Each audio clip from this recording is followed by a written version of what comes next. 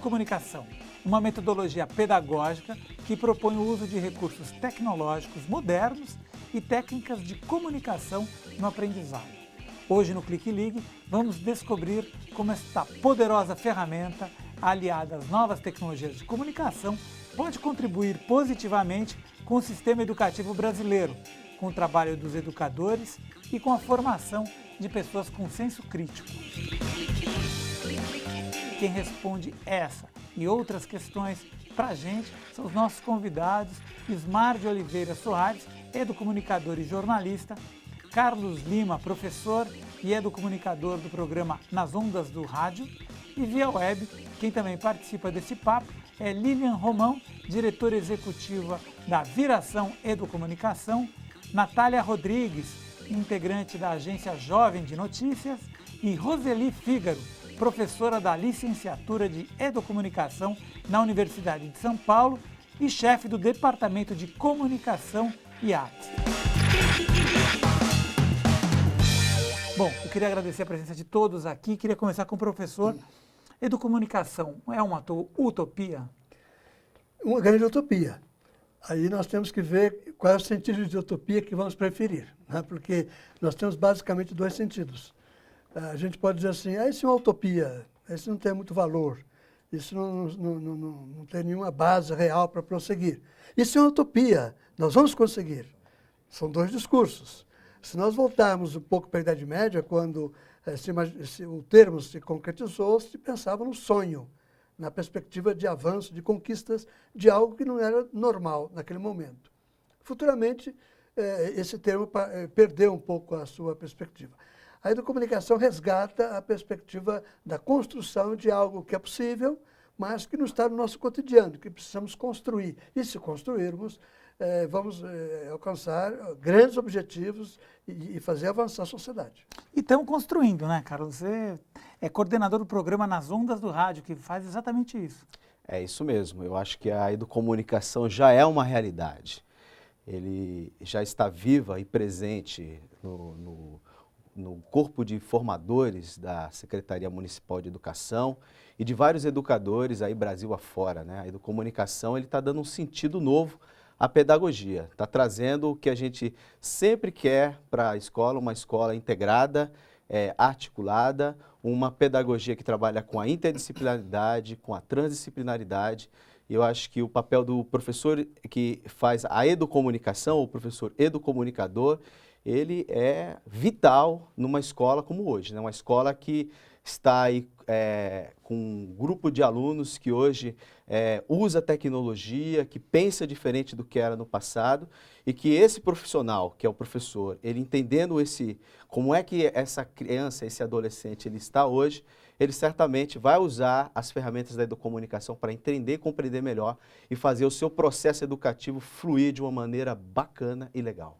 A concorrência é muito grande hoje, né? Tem professores que dizem que essas novas tecnologias têm que ser apartadas da sala de aula, tem informação vindo por todos os lados. Olha, quando a gente vai discutir a relação entre os professores e as tecnologias, esse é um assunto que tem dado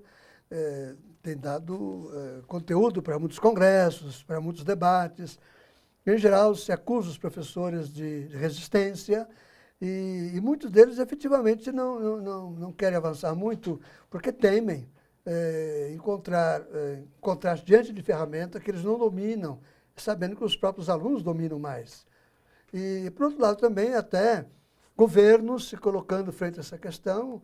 Em São Paulo, por exemplo, a proibição do uso do celular em sala de aula, quando nós sabemos que o celular numa sala de aula poderia representar uma revolução, né? Quer dizer, um medo de que o uso inadequado daquele celular venha atrapalhar o processo de ensino e de aprendizado.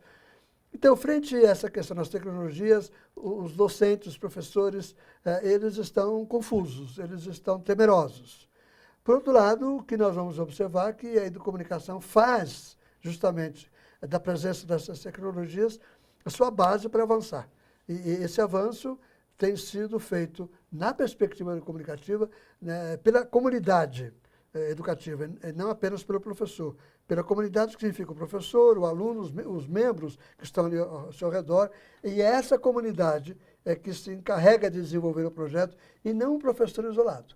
Então, nós tiramos dos ombros dos professores esse dever de se aproximar, naturalizando as tecnologias como algo que a própria comunidade educativa vai assumir na sua interesse. Bacana. Eu queria convidar a professora Roseli Fígaro para contar um pouco dessa tua experiência nessa formação crítica aí, nessa transferência de conhecimento para os alunos, nesse sentido. Eu acho que a primeira preocupação que eu tenho é que se confunda a educomunicação exclusivamente com o uso das tecnologias de informação, não é? E eu acho que o nosso curso tem trabalhado bem nesse sentido, porque nós temos conseguido dosar, não é? Para o aluno toda uma parte conceitual, fundamental, para que ele se aproprie das tecnologias a partir de um repertório, não é, que lhe permita desenvolver um pensamento crítico das mensagens que ele recebe, não só dos meios de comunicação, mas, enfim, cria o seu ponto de vista sobre as coisas do mundo. E eu acho que isso que é educar. O importante é criar esse olhar crítico, né? E dar elementos para que os jovens produzam seu próprio conteúdo. A gente está na TVT, que é uma experiência também, bem no início, que foi uma experiência de comunicação, doutor. Você pode falar um pouco sobre isso, de empoderar os movimentos sociais para que eles possam produzir seu conteúdo? Pois é. Quando nós falamos do Dia da Comunicação, na verdade, nós não nos reportamos imediatamente à escola, não nos reportamos imediatamente à didática, porém, a gente se reporta a movimento social. Ao longo dos anos 50, 60, 70, a sociedade latino-americana, especialmente, se mobilizou muito em torno da hipótese de usar os instrumentos da comunicação. No caso, o jornal mimeografado, depois o rádio num poste, futuramente, nos anos 80 já, o videocassete. E a perspectiva era que a comunidade se empoderasse e expressasse a sua voz, implementasse ações. E tivemos muitas pessoas na América Latina que lideraram esse processo, como Mário Kaplun, por exemplo, um radialista uruguaio que circulou, Argentina, que morava no Uruguai, que circulou a América Latina.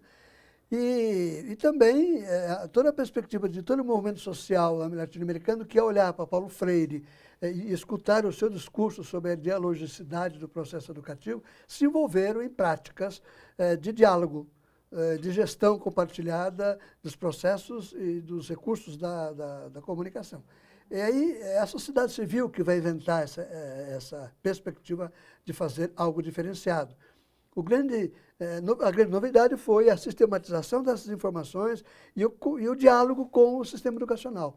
A pergunta era essa: se isso foi bom para tantos milhares de jovens, de adultos na América Latina, isso poderia ser bom também para a escola? E o grande desafio, especialmente quando organizações não governamentais começaram a desenvolver essa prática chamada mídia e educação no Brasil, na América Latina. Se 50 mil jovens no Brasil podem ter acesso a isso, por que 50 milhões de jovens, que são os que estão na escola pública, por exemplo, não poderiam ter acesso? Então, hoje, o diálogo é sobre uma conquista da sociedade, dialogando com o sistema educacional que tem a sua rigidez, mas que muitos deles estão dispostos a dialogar com essas novidades. E alguns exemplos como a Viração. Vamos lá, Lilian.